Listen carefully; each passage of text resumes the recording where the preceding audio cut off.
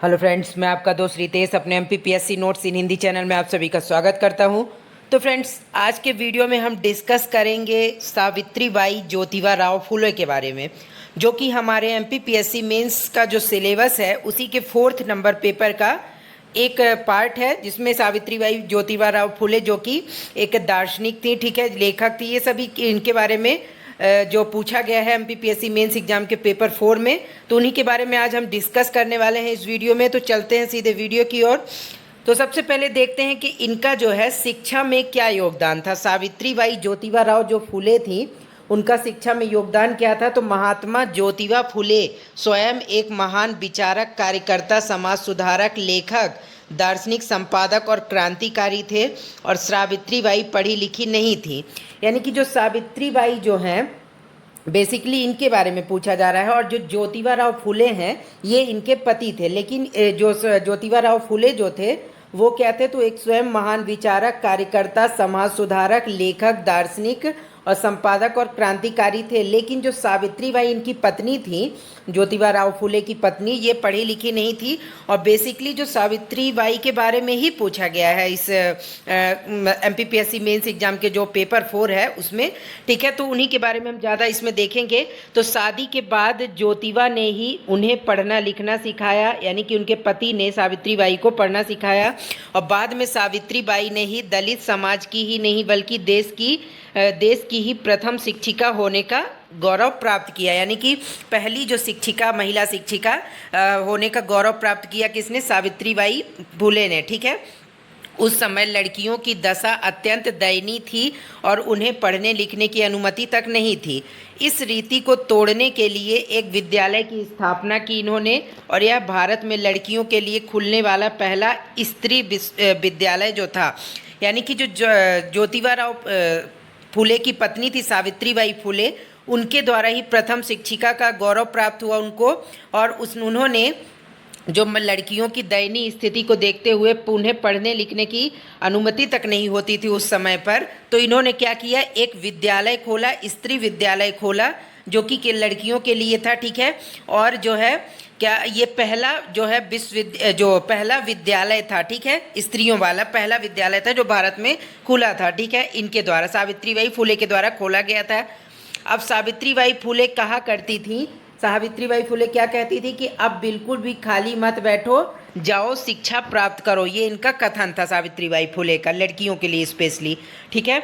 और इसके बाद समाज का विरोध, यानी कि जो समाज का विरोध इन्होंने क्यों किया, मतलब जो गलत कुरीतियाँ थी या जो भी जो है गलत चीज़ें समाज में व्याप्त थी, उनका विरोध इन्होंने किया समाज का, ठीक है। उसके लिए तो सावित्रीबाई फुले स्वयं इस विद्यालय में लड़कियों को पढ़ाने के लिए जाती थी, लेकिन यह सब इतना जो है आसान नहीं था। यानी कि जो जब इन्होंने सावित्रीबाई फुले ने लड़कियों को पढ़ाने के लिए विद्यालय खोला, ठीक है, और ये खुद जाने लगी उन्हें पढ़ाने के लिए, तो समाज के द्वारा जाहिर सी बात है कि जो है इनका विरोध किया जाना था, क्योंकि पहली ही महिला शिक्षिका थी ये, और ये लड़कियों को पढ़ाने की बात कर रही थी, जो कि अभी तक इसके पहले पॉसिबल नहीं था लड़कियों को पढ़ाना समाज में, ठीक है। तो जब इन्होंने ऐसा कदम उठाया तो समाज के द्वारा इनका काफ़ी विरोध हुआ, ठीक है, और उन्हें लोगों के कड़े विरोध का सामना करना पड़ा। उन्होंने न केवल लोगों का सामना करना पड़ा, उन्होंने लोगों की गालियां सही, अपितु लोगों द्वारा जो है फेंके जाने वाले पत्थरों की मार तक झेली। स्कूल जाते समय धर्म के ठेकेदार व स्त्री शिक्षा के विरोधी जो है सावित्रीबाई फुले पर कूड़ा करकट, कीचड़, गोबर ही नहीं, मानव मल भी फेंक देते थे। इससे सावित्रीबाई के कपड़े बहुत गंदे हो जाते थे, अतः वो अपने साथ एक दूसरी साड़ी भी साथ ले जाती थीं, जिसे स्कूल में जाकर बदल लेती थीं।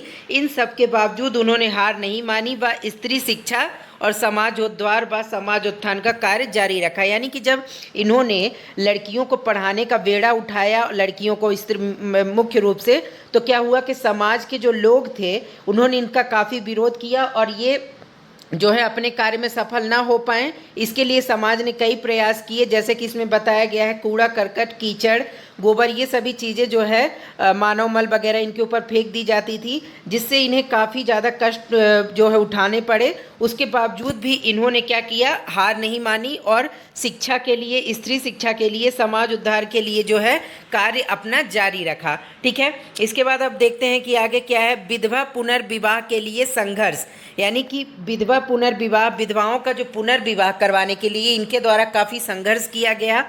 स्त्री शिक्षा के साथ ही विधवाओं की शोचनीय दशा को देखते हुए इन्होंने जो है विधवा पुनर्विवाह की भी शुरुआत की और 1854 में विधवाओं के लिए आश्रम भी बनाया।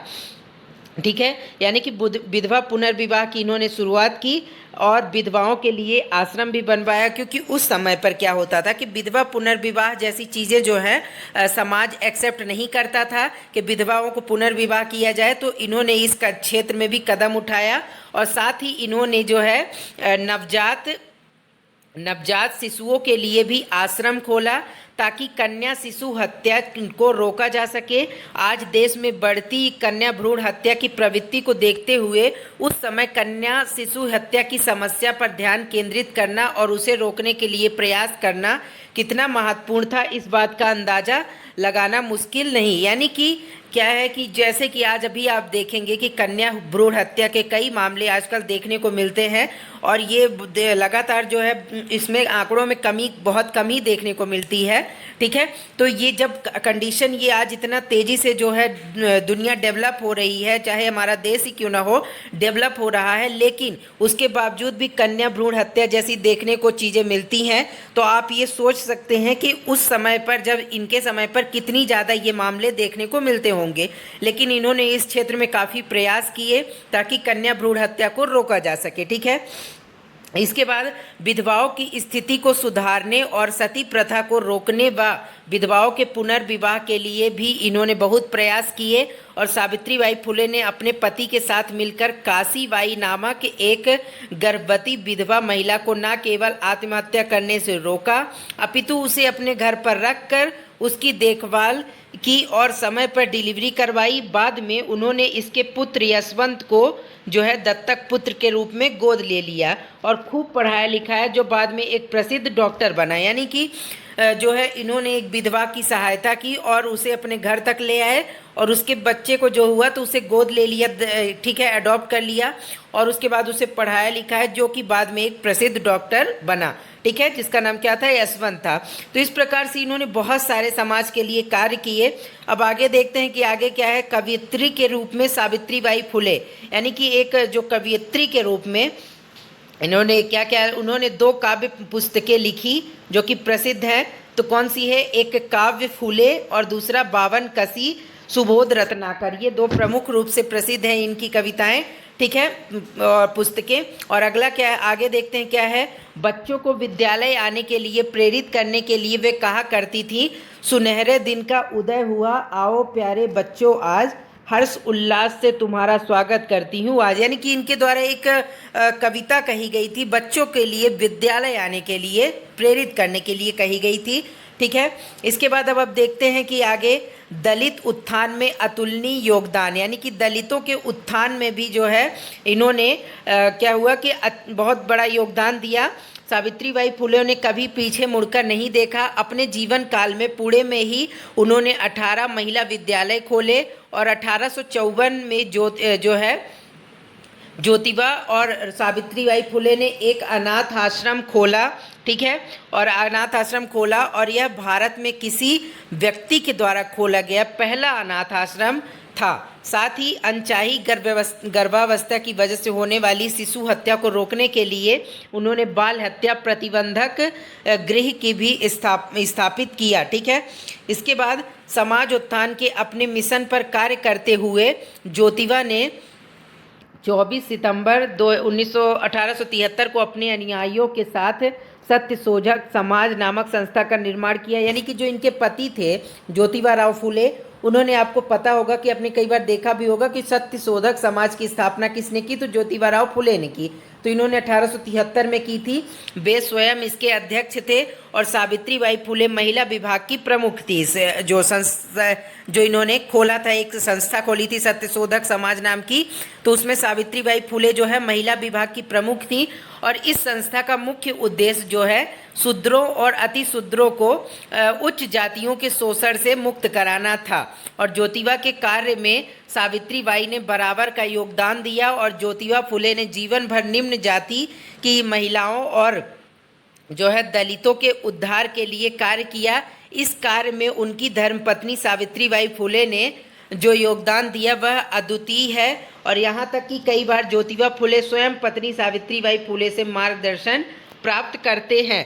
यानी कि जो इनके ज्योतिबा राव फुले के द्वारा सत्यशोधक समाज की स्थापना की गई थी संस्था की, तो उसमें सावित्रीबाई फुले महिला विभाग की प्रमुख थी। और इनके जो कार्य होते थे दलितों के उत्थान के लिए, शूद्र अति शूद्र जो जातियां थीं तो उनको जो है शोषण से बचाने के लिए, उच्च जातियों के शोषण से काफ़ी कार्य किए गए इस संस्था के द्वारा। और सावित्रीबाई फुले जो है हमेशा इनका साथ दिया करती थी अपने पति ज्योतिबा राव फुले का। और कई बार जो ज्योतिबा राव फुले थे वो उन्होंने भी सावित्रीबाई फुले से जो है मार्गदर्शन प्राप्त किया। ठीक है, तो इस प्रकार से आज हमने देखा कि सावित्रीबाई फुले के जो जीवन के बारे में देखा कि इन्होंने क्या क्या योगदान दिया अपने अलग अलग क्षेत्रों में। ठीक है, और ये एक कवयित्री के रूप में इन्होंने क्या रचनाएं की। ठीक है, तो इस प्रकार से आज हमने डिटेल में देखी है इनके बारे में। तो आई होप कि ये वीडियो आपको अच्छा लगा होगा। यदि वीडियो अच्छा लगा हो तो लाइक कमेंट जरूर करें और चैनल सब्सक्राइब जरूर कर लें ताकि आने वाले सभी वीडियोस के नोटिफिकेशन आपको मिलते रहें। तो फ्रेंड्स, आज की वीडियो में इतना ही। मिलेंगे नेक्स्ट वीडियो में न्यू टॉपिक के साथ। Bye bye.